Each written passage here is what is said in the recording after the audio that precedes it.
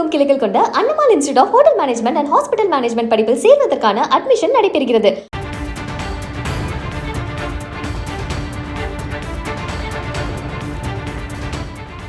சென்னை பெரம்பூரில் முதலமைச்சர் விஜயின் எம்எல்ஏ அலுவலகத்தை முற்றுகையிட்டு பொதுமக்கள் போராட்டத்தை மேற்கொண்டு வருகிறார்கள். இது தொடர்பான கூடுதல் விவரங்களை செய்தியாளர் மணிவண்ணனிடம் கேட்கலாம். வணக்கம் மணிவண்ணன், இந்த போராட்டம் தொடர்பான விவரம் என்ன? வணக்கம்.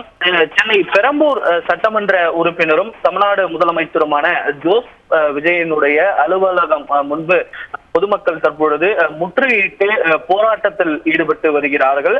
கொடுங்கையூர் வேதாந்தா முருகப்பா தெருவில் வசிக்கக்கூடிய 100க்கும் மேற்பட்ட குடும்பத்தினர் பல்வேறு அடிப்படை வசதிகளை நிறைவேற்ற கோரி தொடர்ந்து அந்த அரசு பொறுப்பு நாளிலிருந்து அவர்களிடம் தொடர்ந்து மனுவாகவும் கோரிக்கையாகவும் தொடர்ந்து வலியுறுத்தி வந்த நிலையில அந்த அவங்க நிர்வாகி சிலரிடம் கேட்கும் பொழுது எங்களை இது குறித்து கேட்க வேண்டாம் அப்படின்ட்டு அவங்க ஆவேசமாக பேசியதாக தெரிகிறது.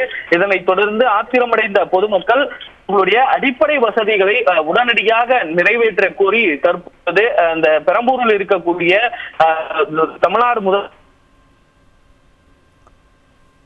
கொடுங்கையூர் வேதாந்தா முருகப்பா தெருவில் கழிவுநீர் செல்வதை சரி செய்ய வலியுறுத்தி பெரம்பூர் தொகுதி எம்எல்ஏ அலுவலகம் முற்றுகையிடப்பட்டிருக்கிறது. விவரங்களை வழங்கியதற்காக நன்றி மணிவண்ணன்.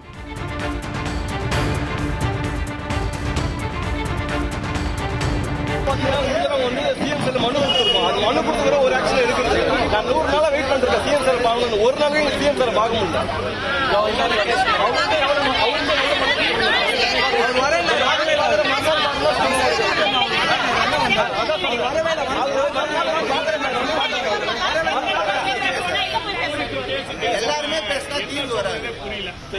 எல்லாருமே பேசினா தீர்வு வராது. கொஞ்சம் பொறுமையா பேசணும். சண்டை போடுறது